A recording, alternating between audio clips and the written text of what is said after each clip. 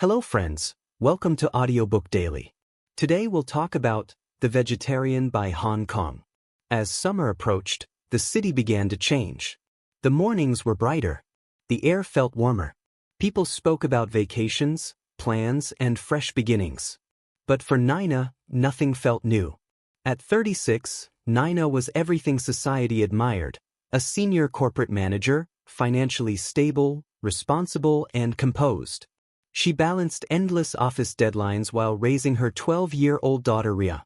From the outside, her life looked perfect. But inside, something was quietly breaking.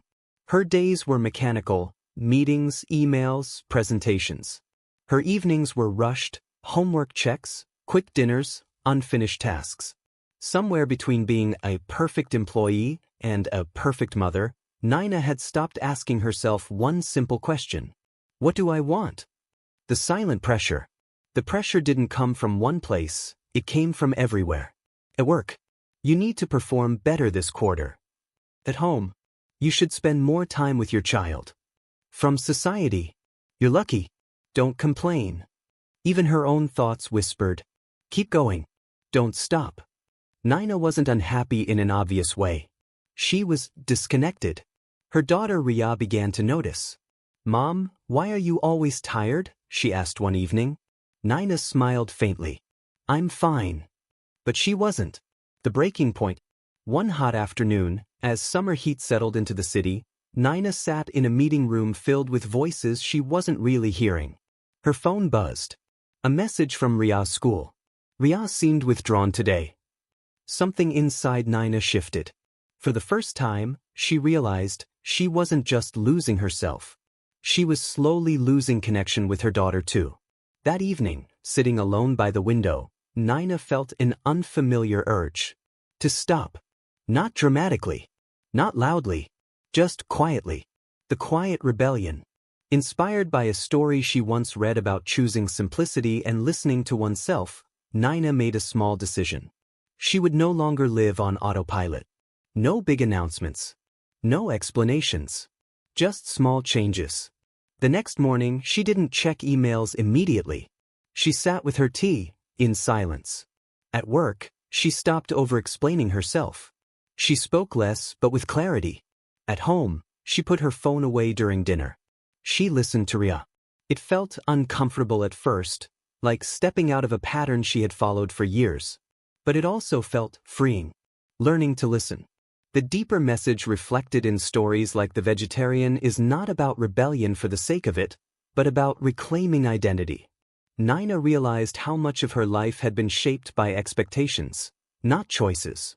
She began to ask herself, what actually matters to me? What brings me peace? What kind of mother do I want to be? And slowly answers came. Not loud, not perfect, but real. The mother-daughter healing. Ria noticed the change first.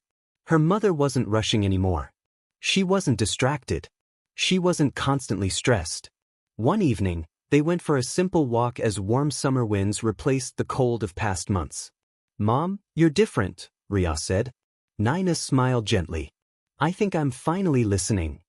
That night they talked, really talked, for the first time in months. Not about school.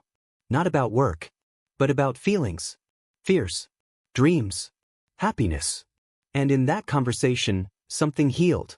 Redefining success. At work, Nina didn't quit. She didn't walk away. But she changed her relationship with it. She stopped tying her worth to constant performance. She stopped chasing approval. Ironically, her clarity made her stronger. Her decisions became sharper. Her stress reduced.